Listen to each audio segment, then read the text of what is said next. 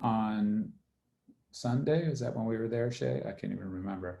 On Sunday when we were there for one of the inspections, organized by the buyer, but the buyer wasn't there and the buyer's agent wasn't there, which is a whole nother conversation.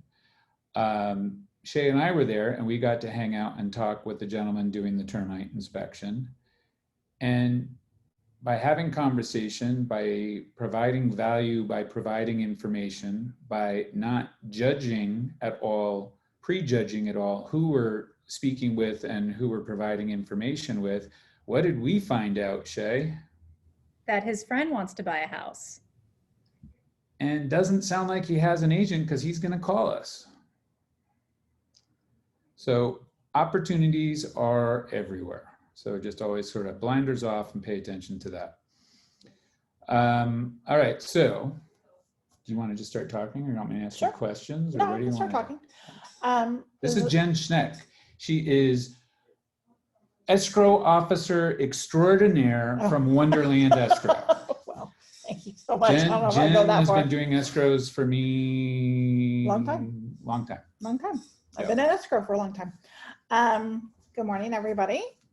As Erin said, my name is Jen Schneck. I am the escrow manager and senior escrow officer over at Wonderland Escrow. I have been doing escrow for, God, I'm going to age myself here, about almost 30 years. So been around a very, very long time. She started doing escrows when she was 6, clearly. Well, thank you, Erin. No, not quite. But just to tell you guys a little bit about escrow real quick before we get into escrow questions. Escrow, the purpose of escrow is that we are a neutral third party. We follow the contract, whatever it is that the buyers and sellers have agreed to, and then we deal with the listing agent, the selling agent, buyer, sellers, mortgage brokers, lenders, and title. So we kind of just make sure that everybody does what it is that they are supposed to do with regards to the escrow contract. With regards to the purchase contract. We hold all of the money, and then once we close escrow, we are the ones that disperse out all the money. So just a really quick overview of escrow, of how it works. If you represent the seller, you would email to myself the fully executed purchase contract. We would then open the escrow. We send out the wired instructions to the buyers. Once the selling agent gives us their contact information, once the deposit is received, currently we have a 48-hour turnaround time to get out escrow opening packages. Those are then sent to agents, buyers, sellers, and the lender. And then from that point on, we just kind of go into a processing mode. Lender does what it is that they need to do. We make sure that we get our work back from the buyers and sellers. We get the payoff demand ordered for the seller. If this property is in the city of Los Angeles, we order the 9A report, et cetera, et cetera. And then once the loan documents are ready from the lender, they then will send the loan documents to us. We get them signed. The buyer signs the docs. We then return them to the lender. The lender does their final review. And then once the lender is satisfied that all of their conditions have been met, they will fund the loan, and then we will record the following business day. So that's kind of just a really quick gist of how the escrow process kind of works. Do you have a question? So how many files do you have open currently? Well, with yesterday being a holiday, thank you very much to Demetra and yourself and a few other agents. I have about 25 now for the month of February, not to mention the 20 plus that opened up in January. So that whole process she's described, she's got about 50 files open at this moment, going through doing all of that. Right? That is correct. No problem. No, not at all. So be nice to your escrow officer. Please.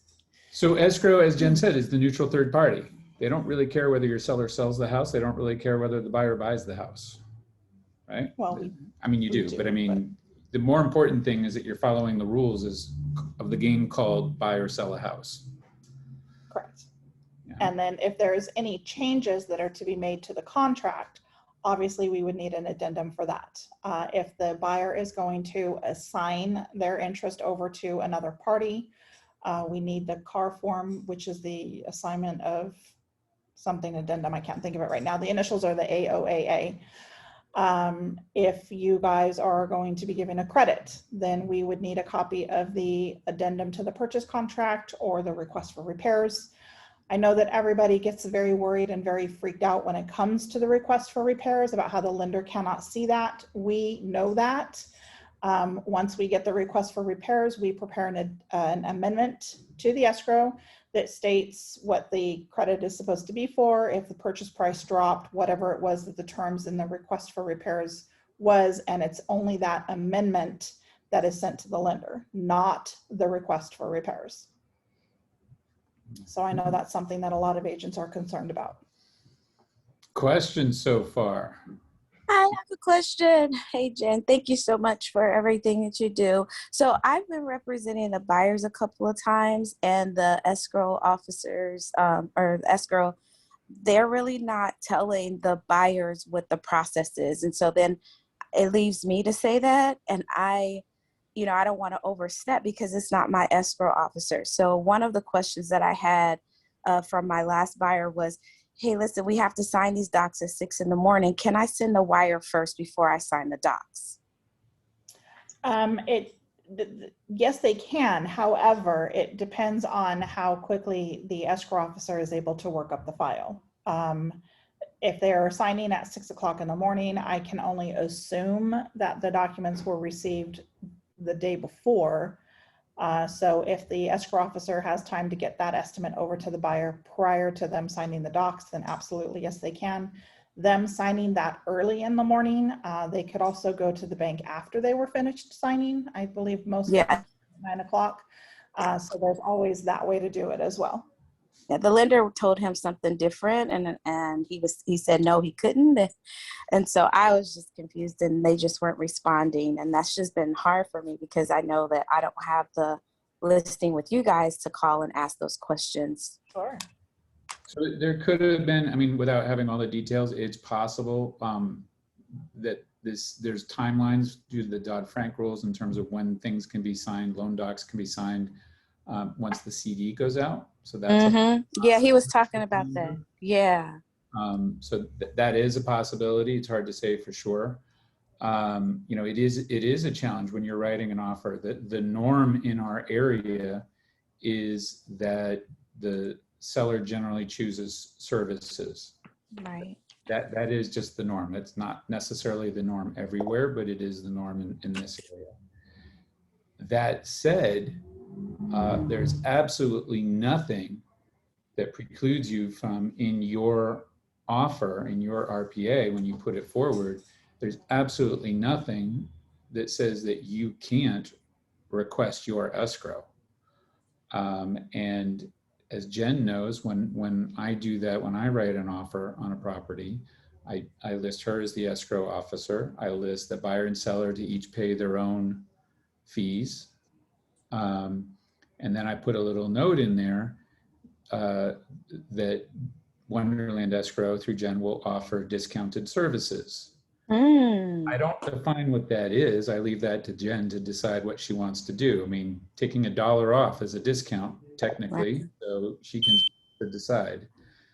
The reason is most sellers, most buyers don't happen to have an escrow officer on speed dial on their cell phone. Some might, and if it's an investor you're working with, they might, but Bob and Nancy Smith generally don't know an escrow officer. So who's really choosing escrow if you leave it open to the seller to choose is the listing agent.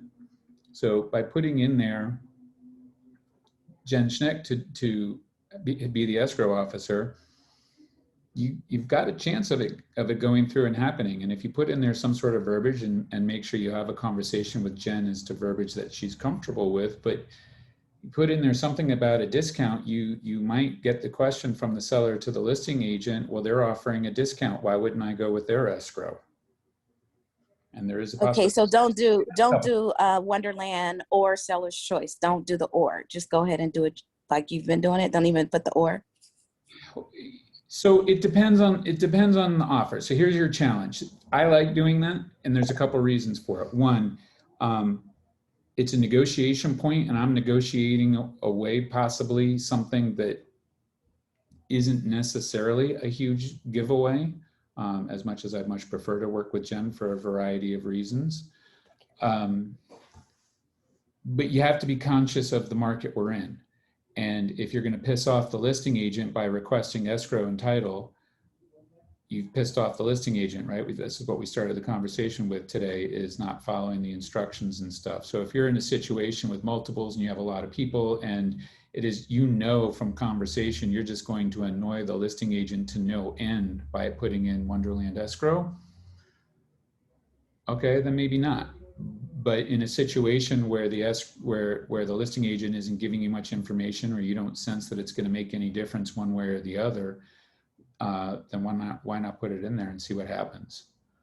And so I can be clear, I'm so sorry, you want that on the contract or in the email when we do our points to them? So what's the legally binding part of that? If an The offer, contract. Okay. So we can put we could put the discount, whatever verbiage that Jen you like, we'll add a discount on the contract. Well, Because I didn't. yes, and not that we want to do every single escrow at a discounted rate. However, if that is what will allow you to get the escrow, then we will, try to accommodate what we can in order to make that happen for you. Only if it's over 2 million. yeah, I'm still down in the 5s and the 4s, Jen. yeah. I won't do that to you. Wonderland Escrow is not a discount escrow company, just like anyway, Keller Williams Encino Sherman Oaks is not a discount brokerage. So the point's not to give away escrow money. The point is to get the escrow in somebody who you know and trust is going to do a good job. An escrow officer, it's like, I don't know if anybody's into baseball. You watch baseball and the umpire's on the field. And if it's a smooth game with no problems, most people wouldn't even know who the plate umpire was, or who was on first base or anything like that. You don't even really know. If it becomes a contentious game, if it becomes a game with a lot of real close calls that people are questioning, now all fingers are on the umpires and everybody is paying attention to the umpires. And then it really becomes how good the umpire is, how well those problems can get unraveled. Very similar to an escrow. If it's a smooth escrow and it just clear sailing, everybody's just happy-go-lucky all the way through, it almost doesn't matter who's in charge. If there are challenges, if there are problems, if you have people getting upset with each other, it makes a huge difference who's running that ship. And she's the best. oh, why, thank you. Great question. Any other questions? I've been waiting for this. I'm so sorry. I do have 2 more. One, can you send an escrow flow chart? I think you did it. I've been seeing something on Instagram so that I could give it to my buyers. I have a lot of first-time buyers that just, they don't remember, they don't understand, and then I get all, like confused. Is there a flow chart for escrow? And the other one is, after about being in escrow for about 5 weeks, a third party came in. A co-borrower came in. What documentation would I need to then put, because they were going back and forth and I didn't want to seem like, I just didn't know. And they kept on saying, do we have to do an addendum to the purchase contract? Because he just was co-borrower so they can get approved for the loan. So he actually didn't become like one of the purchasers on my contract. Well, it truly, that depends on the lender. I mean, if the person that's coming onto the transaction is going onto the note or the deed of trust, they in fact are a borrower because they're either going on the loan or they're going on to title. So because you are changing the contract at that point in time, then yes, you would want to do an addendum to the contract stating that you are adding this particular person to the file. Now, if they don't want that, if they're saying we're not going to be part of the loan, we're only going on to title, then you can kind of get away with the escrow officer just simply doing a vesting amendment saying that that person is going on to title only and has no interest whatsoever in the loan or the file. But every escrow officer is different. So some out there will require an addendum regardless. Others are willing to just simply do an amendment for the vesting to state that that person is only going on to title. And to your question of a flow chart, so there depends what you're looking for a flow chart. So like what Jen went through earlier was what she does in a file. Usually what new buyers are looking for a flow chart, not saying that this is what your buyers are looking for, but usually what they're looking for is a process of what we call escrow, which isn't necessarily everything that the escrow officer is doing, but from a buyer or seller standpoint, what is the process? Is that what you're looking for a flow chart? Yes, they kept on asking me what's next, you know, and I was answering for their escrow officer, and I was like, you got to ask the escrow officer. And I just felt like I kept on referring back to her instead of just giving them the answer. Sure. So there's, send me a text or an email. I'll make a note and see if I can remember to pull it up. Michael Lewis has a like a listing presentation guide, which you can go in and edit and do things. And I believe they also have a new a buyer guide, which you guys can go in and edit and brand and add pages or subtract pages. In each of those, I believe there is a single page that has a flow chart of what's next during an escrow. If you remind me, I will see if I can dig it up for you so you don't have to go through everything on the Michael Lewis site. But it's on that Michael Lewis has a buyer's guide and there is a flow chart on there. Okay, thank you, because I do have those two flow charts from Bold. But okay, thank you so much. I think it's the same as Bold. I think it might be the same really? flow chart, Okay. but I don't remember which one Bold has, so I'd have to look at it and see. Before we jump into, so Harry had a question. Pricing, escrow pricing, how does that work? Pricing is based off of the purchase price. The majority of the escrow companies out there will charge $2 per thousand plus a base fee of anywhere from $200 to $450. Wonderland kind of falls right in the middle of that. We charge $2 per thousand plus a $300 base fee. And those fees are spelled out. So when you sign when you have a purchase agreement, we have the Keller Williams Encino Sherman Oaks associated business disclosure that goes with that. I'm sure you guys have reviewed that with Demetra, and on there the rates are on there also, so you can see what those are. Is that rate per side? Yes. Okay. Good question. Yes, Yep, each side pays that amount. And then also remember, guys, when it comes to escrow, we only know what it is that you tell us. So if there's something going on that you know about, but that it hasn't been disclosed to escrow, obviously we don't know.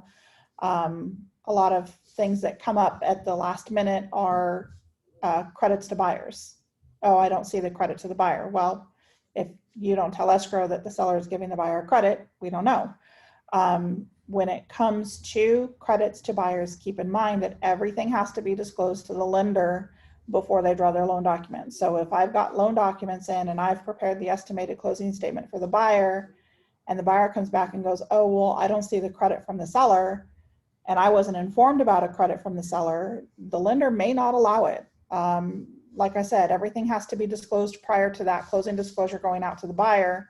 So if there's something that needs to change with the fees, whether it be a credit, whether it be dropping the purchase price, anything like that, that obviously needs to be informed of as soon as possible, so that we can get the amendments prepared and out to the lender so that the lender knows. Because anytime that you adjust a price, it more than likely is going to adjust the loan amount. And the last thing that you want to do once docs are already drawn is to go ahead and adjust that loan amount. So just kind of keep that in mind.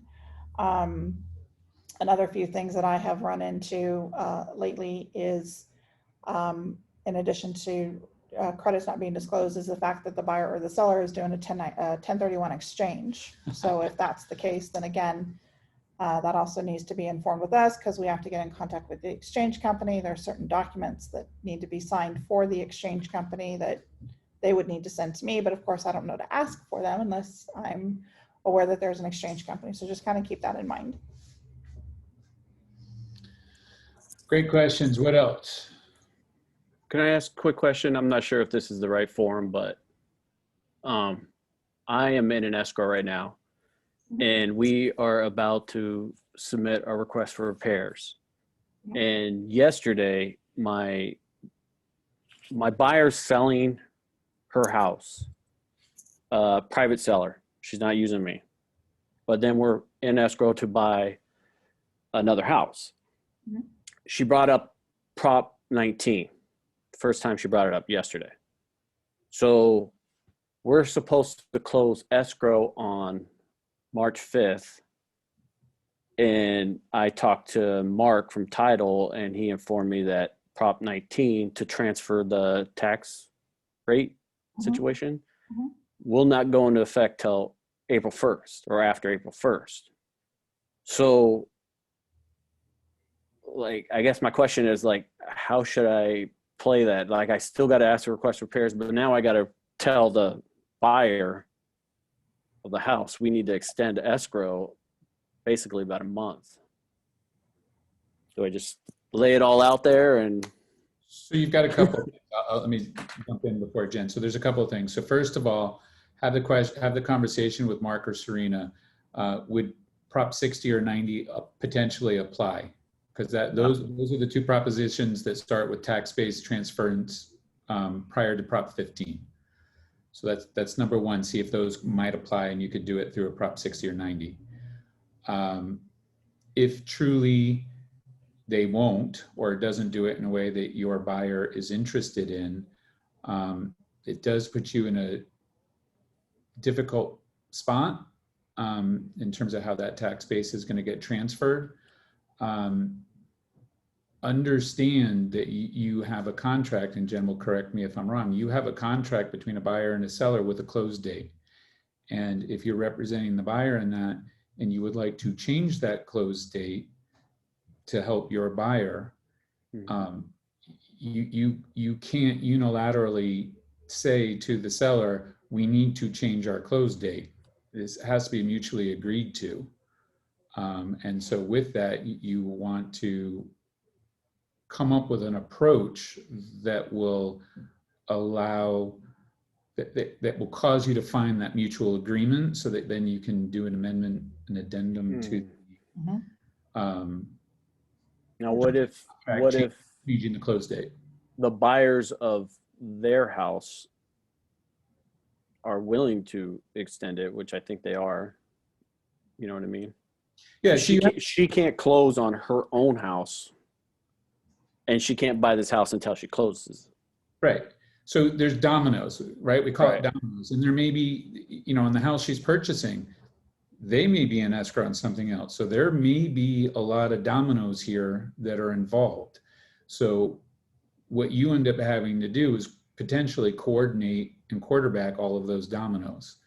And this is where you earn your money, because you're going to end up having to have lots of conversations and figure out how you can make this work. Ultimately,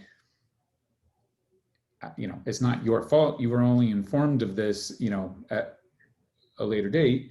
The takeaway is ask more questions earlier on. I mean, I'm not putting this on your shoulders like you did anything wrong. As realtors, though, we want to make sure we have as much information as we can. We want to ask these questions, so that we can anticipate some of this a little bit in advance, so that you're not now having to have a whole bunch of phone calls and trying to figure out how to make this work. Does that make any sense? Yeah. But, okay, I get that.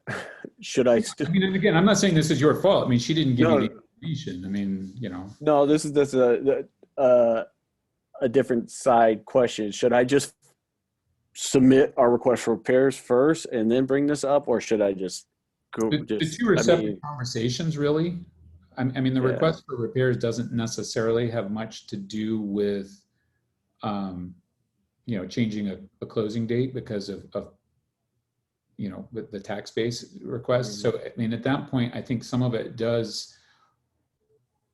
it's part of your negotiation with the listing agent, and I can't answer specifically the best.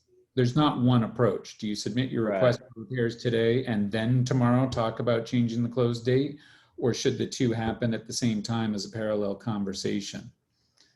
Every deal is going to be a little different in terms of that answer. So I can't give you a solid, this is how to do it, if that makes any sense. Right.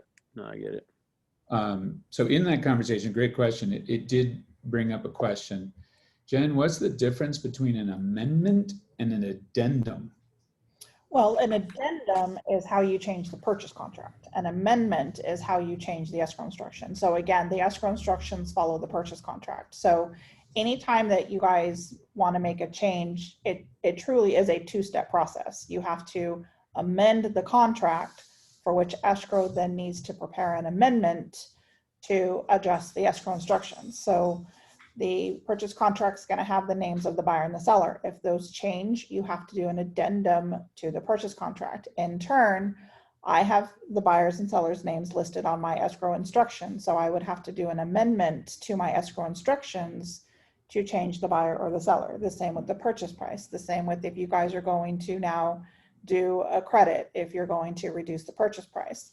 All of that deals with the terms and conditions which were in the purchase contract, which in turn is what is in the escrow instruction. So anytime that you change the contract, we of course have to change the escrow, and everything has to be done in writing. So, and the biggest thing mostly when it comes to this is credits. Now, again, everything has to be done in writing. So it truly depends on your escrow officer of who you're dealing with as far as how they will accept that quote unquote in writing. So some escrow officers will require and or request that an addendum to the purchase contract be done. Some of them will go ahead and take it in the form of an email.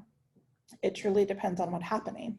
If you're adjusting something that is legit on the purchase contract, whether it be the purchase price or the buyer, or you're changing the home warranty company or whatever it is that you're doing that's actually physically adjusting the contract, then you do need to do an addendum. If you are adding something like a credit to the buyer or a credit to the seller or a credit from the agent to the buyer or the seller, some escrow officers would be willing to allow that in writing to be in the form of an email. It just depends on your escrow officer and what it is that they're willing to accept. We had a chat question. Should escrow be included? I believe I'm reading this right. Correct me if I am wrong, Miriam. Should I include escrow when asking for repairs, or just need the final agreement? So I'm taking that as when you're submitting for a request for repairs, does that negotiation over that, the request for repairs and the response to the request for repairs, should escrow be included in that back and forth in that communications? What are your thoughts on that, Jen? No, we escrow is never a part of any of the negotiations that go on. We just need to know what is mutually agreed upon between the buyer and the seller. So you guys can go back and forth on your request for repairs, and once the final determination has been made, then you can go ahead and submit that over to escrow so that we can prepare any amendments that need to be made. Good question. What else? Going back a little bit to letting escrow know everything that you know, keep in mind that if your seller is a trust, especially if it's a successor trustee of a trust, the escrow company will have to have a copy of that trust so that we can get it over to title, because title is going to have to confirm who that successor trustee is, since they're the ones that are going to be signing off on the grant deed changing title. So title is just going to need to confirm that that person does actually have authorization to act on behalf of the trust. If you are a corporation or an LLC, same goes. We would need a copy of the corporate or the LLC docs. All that good kind of stuff. What else I had one more thing. Oh, and also keep in mind, when it comes to properties in the city of Los Angeles, we can always order the 9A ahead of time. So if you know that you have a listing coming up, or you have a listing and you're just waiting for an accepted offer, we can go ahead, if you just give us that information and the seller's information, we can get that application and a credit card authorization out over to the seller. And then if they can complete it and return it back to us, we can get that ordered so that hopefully by the time escrow actually gets opened, the 9A report is already in, and it's one less thing that you guys have to worry about. And as Demetra mentioned in our last team meeting, that 9A is a seller disclosure.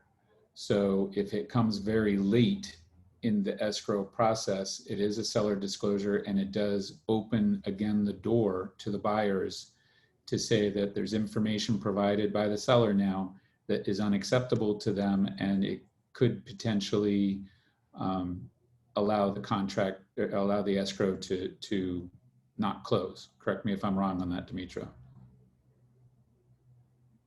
As she unmutes herself. I caught her by surprise. Yeah, sorry. I had to leave for a minute, but yes, you're right. It's another disclosure. So now the buyer's got 5 days to review and approve it. And if they don't approve it, they can cancel and get their deposit back, even if they've removed all their contingencies. So it's important when you represent the seller to get that 9A ordered right away. Because Jen, correct me if I'm wrong, but I'm pretty sure they're taking longer. I'm hearing that a lot from escrow because of COVID, which everybody blames everything on COVID these days. But because of COVID, they're taking longer. Is that true? It is. Usually we used to be able to get them within 7 days. Now it's taken anywhere from 12 to 15. And most of our escrows are 30 to 45 days, so it shouldn't be a problem. It should only be a problem if we have a cash deal or something. So do you have an issue with if I take a listing, having you order that 9A Not at all. before we even open escrow? Not at all. Okay, that's your best bet. So to follow up on that, right?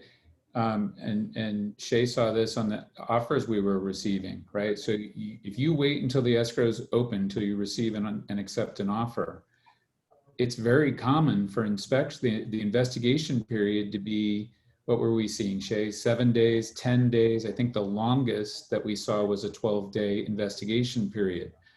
And you'll notice I'm saying investigation. That's not just physical inspections on the property. So if it's taking 15 days, 12 to 15 days to get the 9A, you are at the point of escrow where contingencies are being signed off. The seller is starting to feel really comfortable that this escrow is going to go forward and going to close. And then all of a sudden the 9A report shows up and you've got 5 days of all the balls are up in the air again and who knows what's going to happen. So that can be an uncomfortable spot for everyone to be in. Backing up to trusts and LLCs, everyone understand that? I mean, what we need is, and you don't need the whole trust generally, you need the pieces of the trust that mention who is allowed to sign on the trust's behalf. If you're dealing with a business, corporation, or an LLC, you need the articles you need the paperwork for that business so that title can see who is authorized to sign on the business's behalf. It's pretty common if you're dealing with somebody who's potentially a little bit older and the trust documents that they have, the last time anybody looked at them or reviewed them was 25 years ago. So they're just in a manila envelope on a bookshelf, and that's the only copy in existence. It's not uncommon for somebody to just hand you the whole envelope and say, here, I don't know what you need out of this. Trusts that have been written more recently, usually attorneys will have a tab in the trust binder or like on a thumb drive or whatever, so that the entire trust doesn't need to be given out to people because there is private information in there. Instead, they will isolate very specific pages that in the case where property is being transferred, so the escrow and title can have that information and not have to have their hands on the entire trust. Correct? Correct. And if they do happen to give you the entire trust, obviously you just make a copy of it, scan it, do whatever, and then hand it right back to the seller. I mean, obviously if you're at their house, you don't have that capability, but you can bring it back to the office, either make a hard copy of it or just scan it into your email and then put it back in the envelope and make sure that you hand it back to the seller. Because again, it's just a copy that we need. We don't need the actual physical original trust. And if it's the only one in existence, you don't want to be responsible for that. Exactly. You definitely don't want to be responsible for that. It's also, by the way, a great opportunity to have a conversation with somebody. It's a great time to update a trust, and that's worthwhile information. People tend to not look at trusts very often.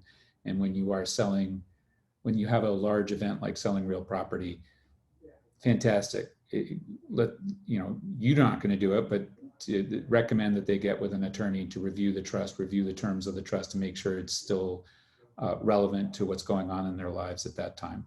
So a lot of people don't think about it, but it is a really fantastic time to do that. And also when it comes to trust, keep in mind that and a lot of sellers don't either know this or understand this, but if they are the trustees of their trust, they as individuals are not the seller. I know a lot of times they'll come back and go, well, I'm the seller, I'm the seller. Well, technically, no, you're not. Your trust is the seller, but you yourself is not the seller. So when it comes to escrow, the proceeds are supposed to go to the seller. So the proceeds need to be made payable to the trust, not to them as individuals. Now, I know that there are a lot of sellers out there who don't understand the difference, probably didn't set it quote unquote up correctly. And when it comes to closing, they want us to wire their proceeds into their individual account because they're the seller. Well, when we have to come back and say, no, you're not, we do have a lot of pushback a lot of times from the sellers as far as how it is that they can get their money. Because again, they constantly, and I'm going to say constantly, because when it comes to sellers who are trustees of their own trust, they say, you know, well, it's my money, it's my money. Well, no, it's not. It's your trust money and you are the trustee of the trust. But in reality, it is the trust's money and it is the trust who is the seller. You are just acting on behalf of that entity. So when it comes to successor trustees, then absolutely the money has to go to the trust because they are acting on behalf of the original trustee and they themselves are not anywhere close to being the owner of that property. It is the trust that is the owner of the property. And to that point, you need to know then who is the owner. In other words, what is the actual name of the trust? Correct. Now, if they currently hold title in the trust, then when we open up title and we get the legal investing from the title company, the legal investing will tell us who the owner of the property is. So if it is Aaron Schreier, you know, trustee of the Aaron Schreier Trust, well, then we know that it's Aaron Schreier. But if it's, you know, Jane Smith, trustee of the Smith Family Trust, and it's Aaron's signature that's on the contract, well, then we can only assume that Aaron is the successor trustee of that trust. But again, we in escrow really can't assume anything. We're not supposed to assume anything. We can only go off of what it is that you guys tell us. So if your seller happens to be the successor trustee of a trust, meaning a child is selling on behalf of their parents' trust, giving that information to escrow when you open the escrow is very beneficial because there are a lot of times where it could be, you know, Edgar Castro, trustee of the Castro Family Trust, and Edgar Castro is in fact the one who's signing off on the contract. But what we don't know is that the Edgar Castro that's signing is actually a junior, not a senior. So if son and father happen to have the same name, we don't know the difference. So any information that you guys can give us ahead of time that will help us making sure that everything runs smoothly is greatly, greatly appreciated. Angelica asked the question, has a new listing coming up and can she order the 9A right now for a listing that's even coming up? You can, however, keep in mind 9A reports are only good for 6 months. So if you have a listing that's coming up, but it's not coming up for another 30 to 60 days, depending on how long it sits on the market, we can order it now. But if you don't get into escrow within a 6-month period of time frame, then you would have to reorder that 9A. And again, it is an upfront cost to the seller. When we order it online, the cost is $72.76. So for every 9A that has to be ordered, it's an upfront cost to the seller of that amount that we have to charge to their credit card. What else? Come on, you guys are too quiet. Does everyone take Monday off and you were just like out partying all weekend and now you're just waiting to sober up or something? What's going on? That was directed to you, Demetra. I'm not sober yet. I'll let you know. So the I question, think Harry had some questions though. Did you get to them? I'm scrolling through, so let me look. Okay, so Harry's got a question here. And Harry, I'll read your question. If I don't get it quite right, you can jump in and correct me. Let's say I represent the seller. We are in escrow, and after inspection or appraisal, the deal falls apart. What happens with the escrow? Does the seller owe anything? Does the buyer owe anything? Great question, Harry.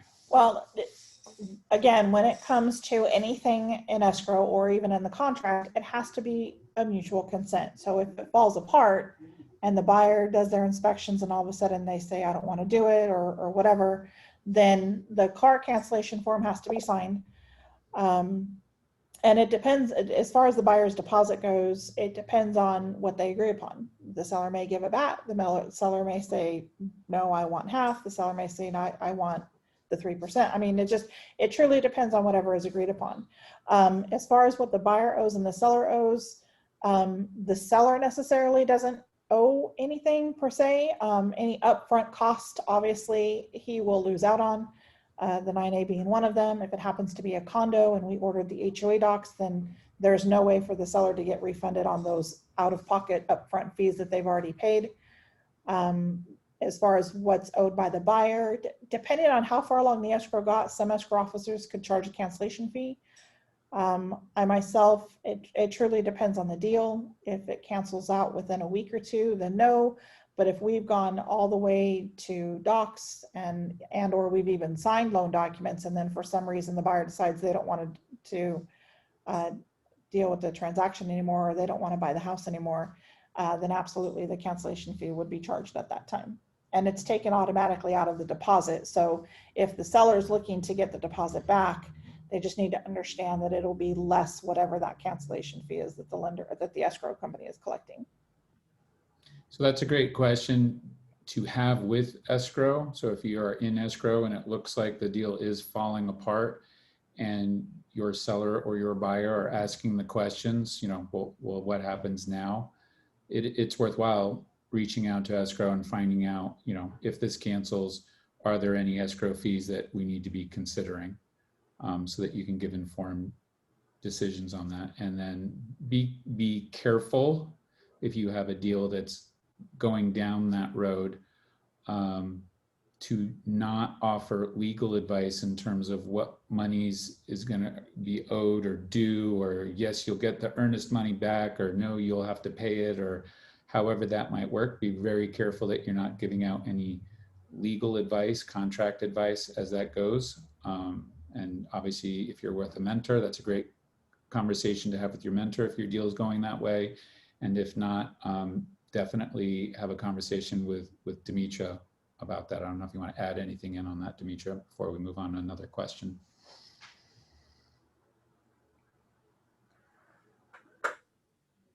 Did you just ask Demetra a question? Sorry, I have a fan on and it's very loud. So we were just talking about if there's a potential cancellation of it. I heard that and ask your mentor or ask Demetra, but then you said. Right. So is there anything you want to add about avoiding giving legal advice or anything like that? Is there anything else you want to add? Don't give legal advice. Don't give, thank you for repeating yourself. Don't give, you're not an accountant. Don't give advice of any type. Always send them to, if they have a legal question, send them to, tell them they need to consult with a real estate attorney. Or if they have a question about taxes or anything like that, they need to speak to their CPA. Okay, we're just a realtor. So we need to make sure we stay in our lane. And that can be a challenging conversation. I'll just warn you sometimes, right? As soon as your buyer, your seller, your client is having that conversation with you. And at some point you just kind of have to stop and say, boy, I don't know, you need to consult with a real estate attorney. Some people can kind of take that as an immediate, oh, now I have to go talk to an attorney about this kind of a thing. So you want to be a little, you want to make sure you're presenting it in a way that you're not just saying, hey, we're in the world of attorneys, don't talk to me, talk to the hand, call an attorney. No, right, You're absolutely. still on the same side with your client. It's just a matter of not giving legal advice or financial advice. Right, and we only really have to direct them to the real estate attorney if we have a dispute or if we see some litigation coming along, then we need to come to me first and we'll talk about it and see what the next step is. Sometimes I can get answers from our attorneys, but they're there for us. They're not there for, just be clear, they're not there for our clients. Because if there's a lawsuit, again, it's a conflict of interest. So our attorneys are here for us in case we get sued. But I do have a hotline to our attorneys. So if there's something I can't answer or have a question or anything, I'm able to call them. So you need to come bring your question or issue through me, and I'll take it to the attorneys. We can't go directly to the attorneys. Don't confuse. This isn't, we need to go to attorneys because we're negotiating the request for repairs. Oh, no. We're talking about everybody's throwing things at each other and everybody's screaming and yelling, I'm going to sue you for this and I'm going to sue you for that. And, you know, we're past negotiating anything. Okay, so the question is back to property that's in a trust. And how do we, so the question is, does a person need to open a bank account in the trust's name to get money? And how does that happen if money's being issued to a trust? A successor trustee of a trust, yes, they should already have a bank account in the name of the trust. If it's them who are the trustees of their own trust, they should. The right thing to do is to have a bank account in the name of the trust. Should they open one?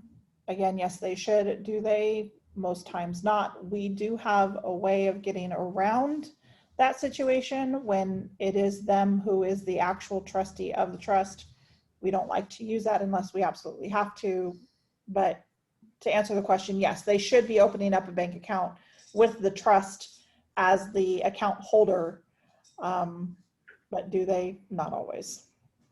So the issue with that is the check's going to be made to ABC Trust of 2016. So when you have a check issued with that, can you walk into a bank and deposit it in your account if you're the successor trustee, or if it's a living trust, you're the trustee? So that's, you should have a bank account already set up, and then they have their signature cards and, you know, everything else set up so that it works. But as Jen said, not everybody does that. All right, Dimitri's got a fun question for you, and this may be the last one we have time for. But if a buyer took title to property as joint tenants, is it possible to change or convey title to the trust later without impacting the loan? How difficult is it to do it? Not really an escrow question, because that would happen later. But I don't know. Yeah, I mean, as far as it impacting the loan, I don't think so. I mean, that obviously would be a question that you would want to ask your loan rep. I don't believe it does, but keep in mind, anytime that you change ownership to a property, you are subject to a supplemental tax. So your taxes may change if you decide to change title later on. So, and to that point, if somebody's setting up a trust after the fact, the attorney who is helping them set up the trust very often will facilitate that moving around. I'm not an attorney. I don't play one on TV. I didn't sleep in a Best Western last night. My understanding for most lenders is if the trust makes sense, right? So if I own my house, Aaron Schreier owns the house, and now I have the Aaron Schreier Living Trust, that likely won't raise any red flags for the lender. If, however, I was to move the trust to, you know, the Encino Coffee Table Trust that doesn't make any sense, then the lender may wonder who this new owner is and how did it transfer title without them being informed. But it would be a question for the attorney who's setting up the trust, and possibly even the lender who has the mortgage also. Good question though. Okay, Harry, go ahead. Harry likes to tell me he has questions before he asks the questions. Well, no, because you said we don't have time, that's why. But if we have time, I would like to ask. Sure. Jen is somewhat familiar with this situation. So I'm in a process of selling a house, purchasing another house for the same seller. And we're having issue with the HOA. They do not respond over phone. They do not have an email. The only way to communicate with them is, I guess, mail. So that being said, my question here is, what happens if we do not get any communication from them?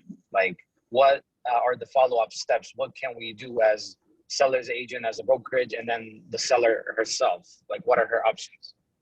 What information are you trying to get from the HOA, Harry? Like the CC? Whatever escrow needs. Right. So right now we have a transaction with Harry in which he's correct. And this is believe it or not, it's the first time that I've ever seen this. The HOA, and it literally says in their documents, I don't know if it was the CCNRs or the rules and regulations, that if you sell your property and your escrow company needs documents, that escrow company has to submit their request in writing via mail. They will not accept a phone call. They do not do anything online. They will not accept an email. You literally have to put your request in writing and stick it in the US mail and send it off to the homeowners association. So this one gets a little bit tricky. In this situation, I might negotiate maybe a little more time as far as the contingencies are concerned, because again, we have no control over the homeowners association whatsoever. They don't take phone calls. They don't accept emails. So it's just a matter of us mailing it out to them. And believe it or not, it actually even says in there that they won't accept Federal Express. It has to come by US mail. And then once they get it, they have a 5 to 7 business day turnaround time in order to send us what it is that we need. So the concern that we have with Harry's file is that we can submit the request, but now what happens when they come back and they say, oh, well, we need X amount of dollars up front before we can give you your documents? Then that obviously they're going to mail back to me. And then once I receive that mail, I have to then go to the seller and say, oh, well, they won't give us anything until they receive a check for $250 or whatever it ends up being. Then the seller has to get me the check. Then we have to mail that back to the HOA. So this one could take a little bit of time in order to get the information that we need from the homeowners association.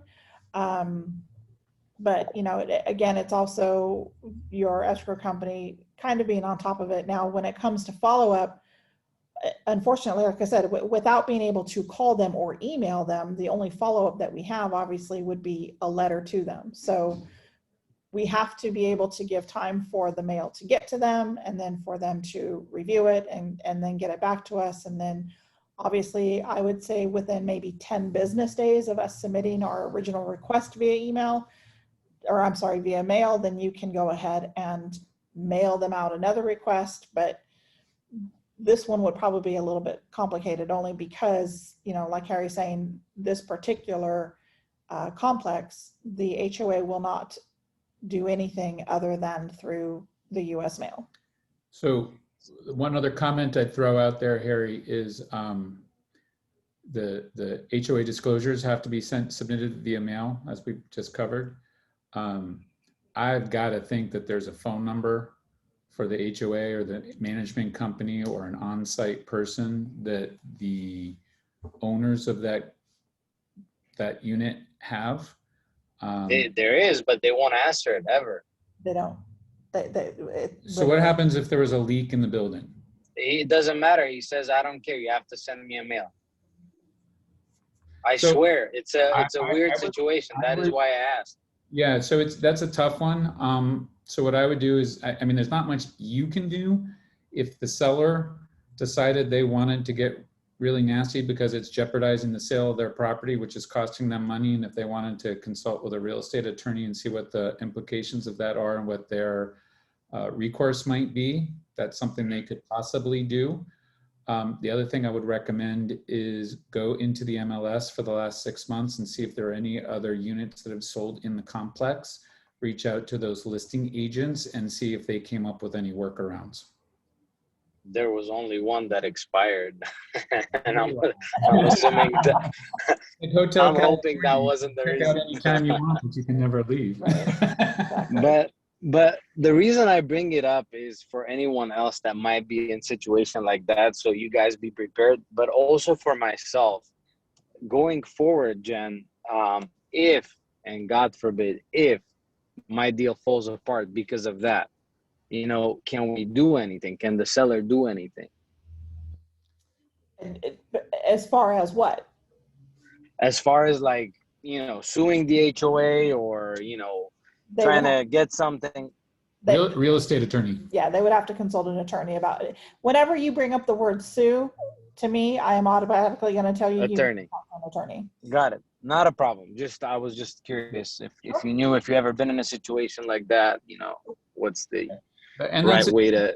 and that it's a great point, Harry. Thanks for bringing it up. This is a job that you learn everything on the job, right? You don't go to school for a few months or a couple of years and now you know everything there is to know about being a realtor.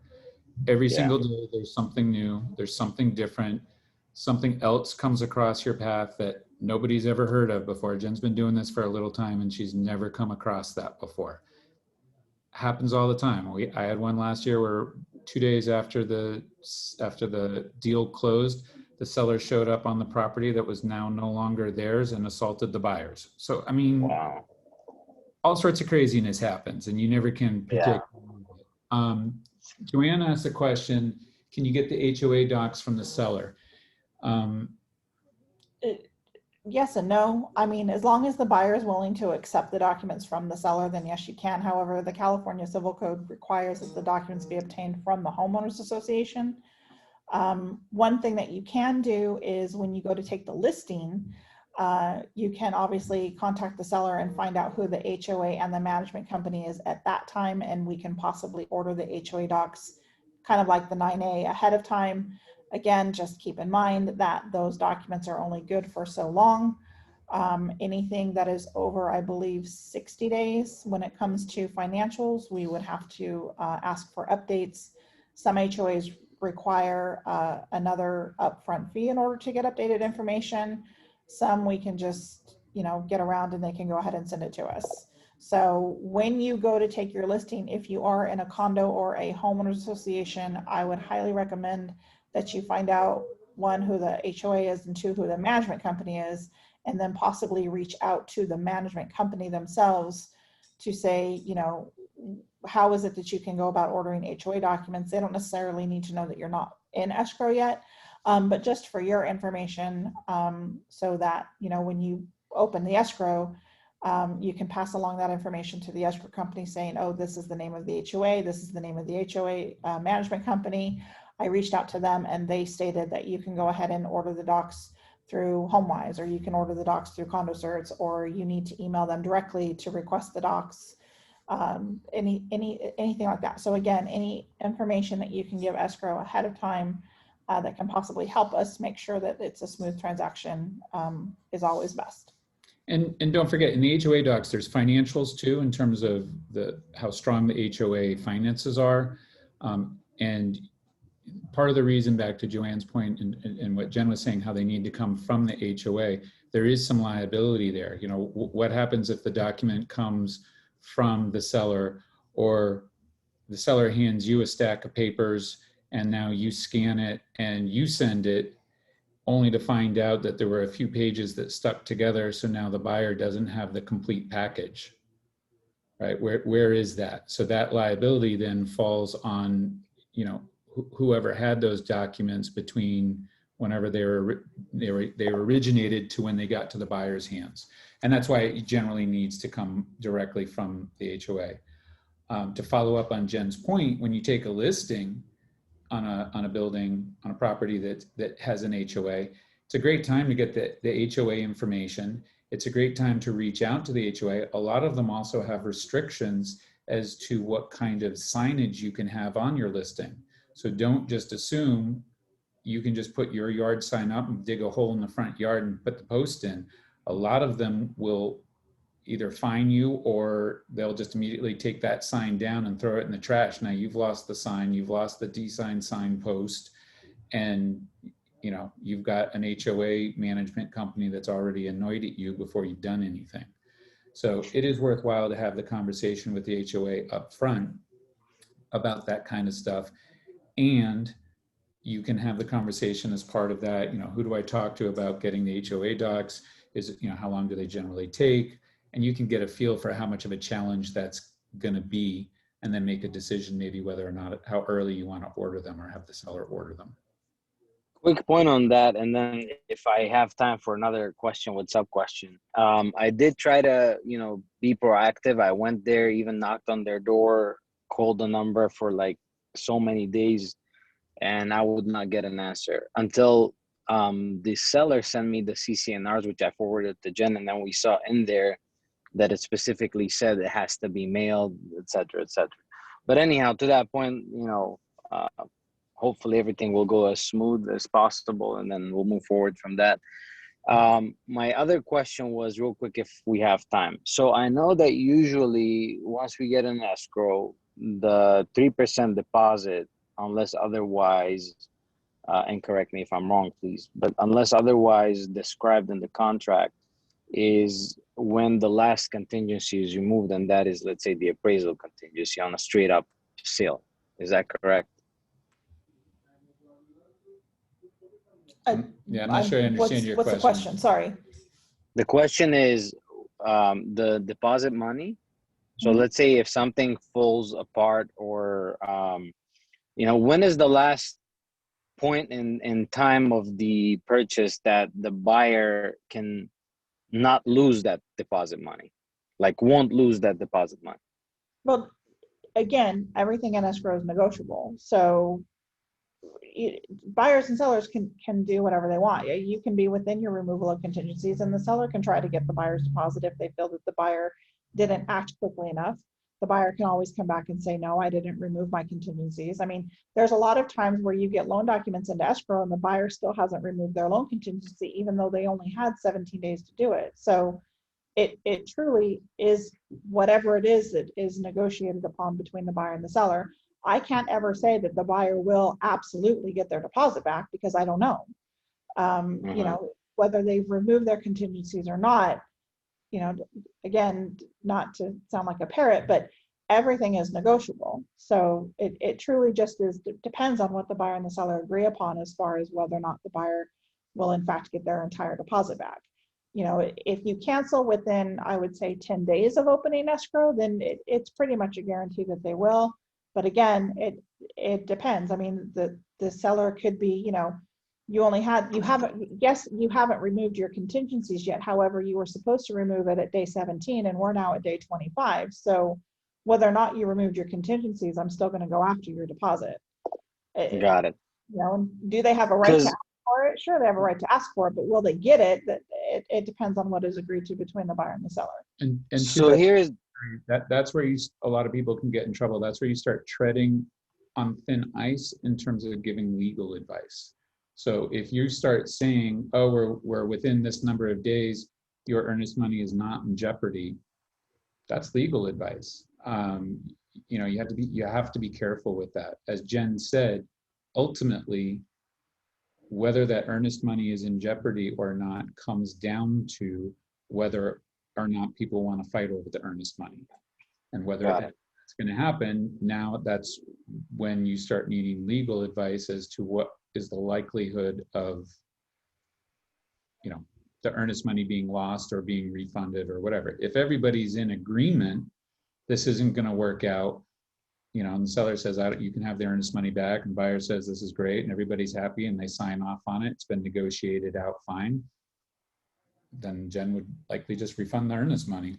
Whatever everybody agrees to. Well, the reason I ask, and just to bring it up, that's why I said like I had a follow-up question to it. But the reason I bring it up is the same seller that we're dealing with right now, she has a concurrent buy at another property. So, in the contract, we stated that it's a concurrent sale. So if for some reason my sale here falls apart as a seller, I'm wondering what happens with her buyer's earnest deposit money that she put there, the 3%. And, will she lose it? It would depend on what was negotiated on the purchase escrow. The contingency, I don't know if it's the COP form or what it is for the contingency of a buyer sale, but there's a lot of, things in there that you guys have to mark off as to whether or not it's contingent on that escrow actually closing. If you are contingent upon both escrows closing together, if it's a matter of, it's contingent on both escrows closing together. Okay, So it so, sounds like that second property earnest money would not likely be in jeopardy. Again, if everybody's going to start screaming and yelling and stamping their feet over it, I'd recommend you get with Demetra and see what she Got it. thinks. And at some point, it's consulting with a real estate attorney. Okay. Thank you so much. Yeah, and it's, I mean, and again, some of the, it's a great point Harry alludes to, people who have been doing this for a while, and whether you're a new agent or whether you've been doing it for 30 years, every box you check, every timeline you fill in or override the default does make a difference.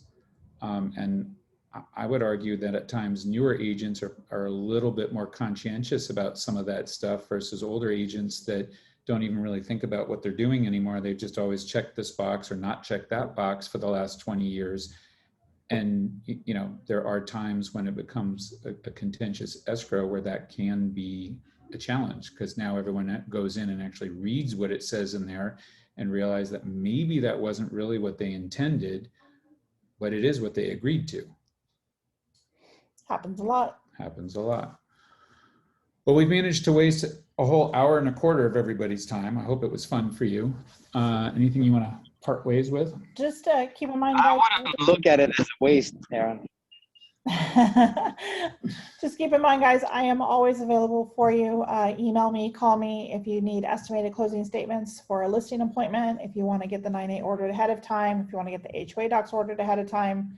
I am here to help you out in any way that I can and answer any questions you guys may have. Thank you. Thanks, guys. Thank you. Appreciate it, everybody. Thank you so much, you guys. You guys have a wonderful day. Have a Thank you productive so much, weekend. guys. Thank you. Thank you. Much.